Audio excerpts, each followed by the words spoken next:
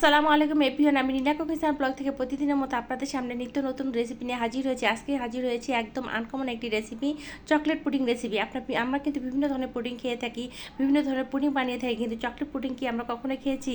যেটা তৈরি করা খুবই সোজা এবং বাচ্চাদের খুবই প্রিয়। খুব সহজে কিন্তু এটা আমরা তৈরি করে নিতে পারি এবং তৈরি করে এটা যদি ফ্রিজে ঠান্ডা করে পরিবেশন করা যায়, এর থেকে মনে হয় মজার আর কোনো পুডিং হতে পারে বলে আমার জানা নাই। দেখুন পুডিংটা কতটা স্মুথলি এবং কতটা সফট হয়েছে, আর এটা তৈরি করা খুবই সোজা। ঘরে থাকা সামান্য উপকরণ দিয়ে কিন্তু আমরা খুব সহজে এই চকলেট পুডিং রেসিপিটা তৈরি করতে ফেলতে পারি। আর বাচ্চাদেরকে কিন্তু খুব সহজেই আমরা এই ডেজার্টটা তৈরি করে দিতে পারি, বা বাসা কোনো গেস্ট আসলে আগের দিন যদি এটা আমরা তৈরি করে দিতে পারি, বা কোনো ঈদের অকেশনে এটা কিন্তু আমরা খুব সহজে তৈরি করে ফেলতে পারি। চলুন আমরা রেসিপিটি শুরু করে দিই। এখানে দেখেন আমি হাফ কাপ কোকো পাউডার নিয়েছি। অবশ্যই একটা ভালো ব্র্যান্ডের কোকো পাউডারটা নিতে হবে। আর এখানে আমি প্রায় 500 গ্রামের মতো লিকুইড দুধ নিয়েছি, আগে থেকে জাল করে রাখা। আমি ঠান্ডা করে নিয়েছি। আমি ভালো করে এটার সাথে একটু মিক্স করে নেব, দুধের সাথে কোকো পাউডারটা মিক্স করে নেব। এখন এর মধ্যে আমি অ্যাড করে দেবো একটু একটা স্বাদটা একটু ভালো আরও বৃদ্ধি পাওয়ার জন্য আর একটু সুন্দর করার জন্য আমি একটু হাফ চা চামচ পরিমাণ কফি দিয়ে দিয়েছি। এটা আপনারা ইচ্ছা করে স্কিপ করে যেতে পারেন, যদি বাসায় থেকে থাকে তবে একটু দিবেন, তাহলে এটা ফ্লেভারটা খুব সুন্দর আসে। আর এখানে আমি এক কাপ পরিমাণ চিনি অ্যাড করে দেবো। চিনিটা আপনাদের স্বাদ মতো দিয়ে দিবেন। আর এখানে আমি দেখেন এখানে দিয়ে দিচ্ছি গুঁড়া দুধ আমি দিয়ে দিব হাফ কাপ পরিমাণ। এখানে গুঁড়া দুধটা দিলে যে দুধটা ঘন হয়ে আসে, এটা টেস্টটা আরও ভালো আসে।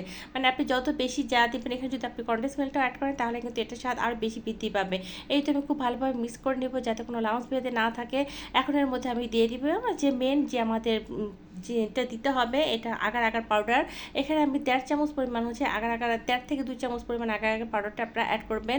এটা আমি একসাথে সব কিছু মিক্স করে নিব, চুলায় দেওয়ার আগে দিয়ে খুব ভালোভাবে মিক্স করবো যাতে কোথাও কোনো এক ফোঁটা লাংস বেঁধে না থাকে। এখন এর মধ্যে দিয়ে আমি এখন চুলায় বসিয়ে অনাপথ নাড়তে থাকবো। নাড়তে নাড়তে একসময় দেখবেন যে এটা স্মুথলিভাবে একদম লিকুইডটা খুব সুন্দরভাবে ঘন হয়ে আসতে আস্তে আস্তে।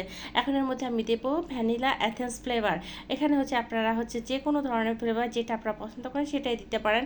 দিয়ে আমি খুব ভালোভাবে এটা নাড়তে থাকবো। নাড়তে নাড়তে একসময় দেখুন এটা একটু হালকা ঘন হয়ে আসবে তখন এটাকে আমি যে বাটিতে সেট করব সেই বাটিতে নামিয়ে নেবো। এটা কিন্তু খুব বেশি জ্বালাতে হবে না, যেহেতু এখানে আমরা গুঁড়া দুধ দিয়েছি, দুধটা অলমোস্ট ঘন হয়ে গেছে।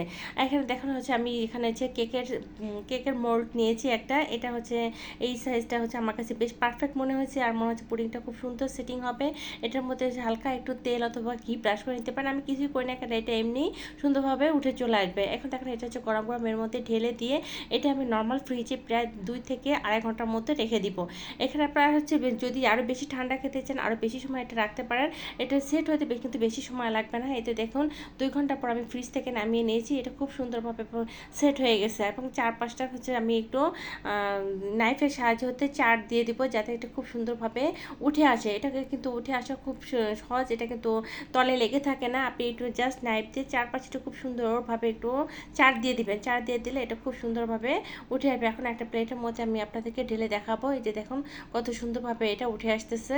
এই তো তৈরি হয়ে গেলো আমার অসম্ভব মজার চকলেট পুডিং। এটা দেখতে যেমন লোভনীয়, এটা খেতেও কিন্তু ততটাই লোভনীয়। উপরে আপনারা কিন্তু গার্নিশের জন্য কোকো পাউডার দিয়ে দিতে পারেন।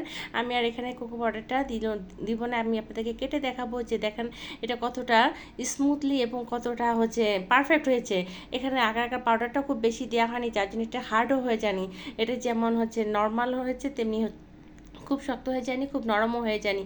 একদম পারফেক্টভাবে একটা পুডিং তৈরি হয়ে গেছে। আমার রেসিপি যদি আপনাদের ভালো লেগে থাকে অবশ্যই লাইক কমেন্ট শেয়ার করবেন, আর আমার পেজটিকে ফলো দিয়ে রাখবেন। এই যে